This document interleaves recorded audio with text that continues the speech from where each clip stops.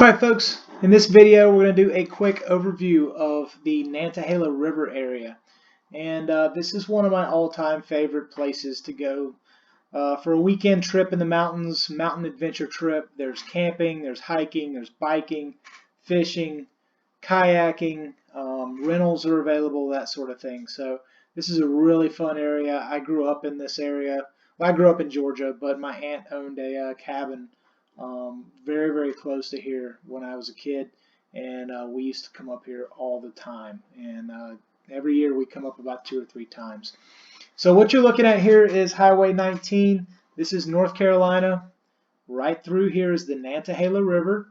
Nantahala spelled just like that. Nantahala River is a very popular whitewater rafting and paddling river. I would go as far to say it's more popular for that than it is for fishing. Now that's kind of a good thing and that's kind of a bad thing all at the same time, and I'll explain why. So the river's flowing this way.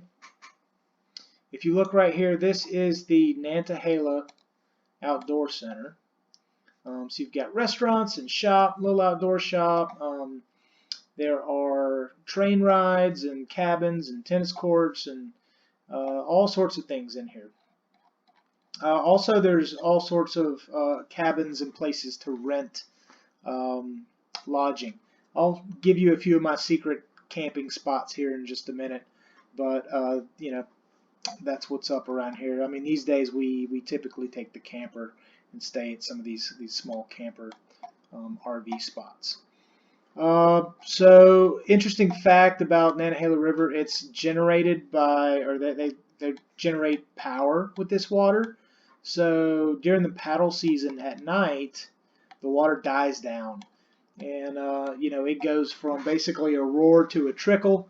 There's a few guys that go out there and they hunt the waters for things like GoPros and glasses and wallets and cell phones and that sort of thing. It's a big river for that because of how many people hit this river in a raft or a kayak, you know, all the time. Now, that very traffic also keeps people from fishing this river a whole lot. With the water ripping through the way it does, it's very fast. You need very specialized gear, and weight is very important when you're fishing on this river. So couple that with boats and kayakers and all that activity going on, and it's really hard to get to the trout in this river. It's hard to fish it. With that said, there are monster trout in this river. If you can get one, they are huge. The North Carolina state record trout, to my knowledge, was caught in this river. There's a little place on 19, if you keep going down here, it's somewhere in this area, called Mason's. It's a outdoor sportsman shop. It's a little house that's been converted into a sportsman shop. You can get fishing tackle. It's always where I get my fishing licenses from. You can buy firearms and ammunition and hunting supplies and feed and all that there. There's a picture on the wall of it looks like a salmon. It's it's huge. It's the size of this guy's leg.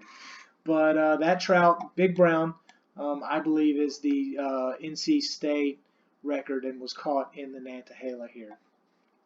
So here is the Nantahala Outdoor Center. Right here is the put-in. This is where you would launch your kayak. Now this river, I would not suggest or advise go launch in this river with a fishing sit-on-top kayak. There are rapids, there are classed rapids in this river.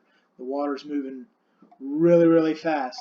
So I wouldn't put your you know, I wouldn't put your big sit-on-top kayaks in this particular river. You could get yourself in trouble. So if you're going to trout fish it, hike in. You can park up here. Here's the parking area. Here's the power station, right? They're generating, and this is where the water comes out.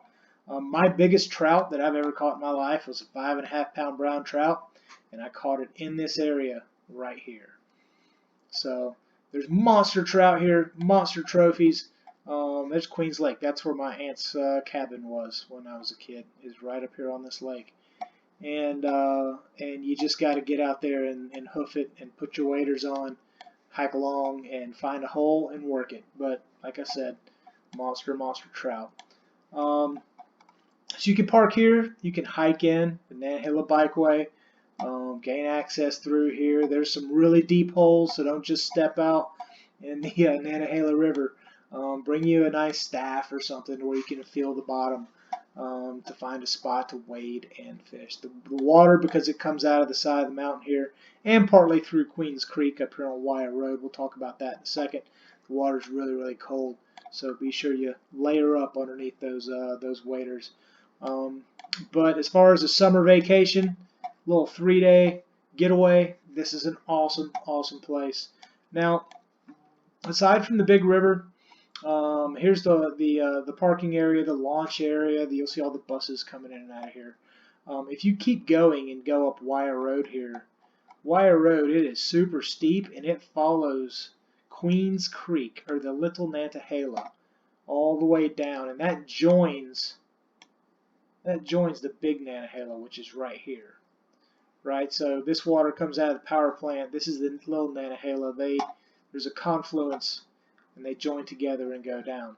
So awesome fishing on the big river, but the little river is also great fishing as well too. That is stocked with trout. We have always caught trout on this particular creek or small river. One thing to notice though, they've built some easy access. You can actually see it right here. They built some easy access for parking and a little platform you can get out. This hole has always produced fish. But since this area has gotten more and more popular for trout fishing, and this river follows the Wyatt Road all the way up, and it's spectacular. I mean, some of these big rock walls and that sort of thing, really, really cool to hang out around. But the fishing has, in my opinion, has got a little tougher on Queens Creek than it used to be 20 years ago.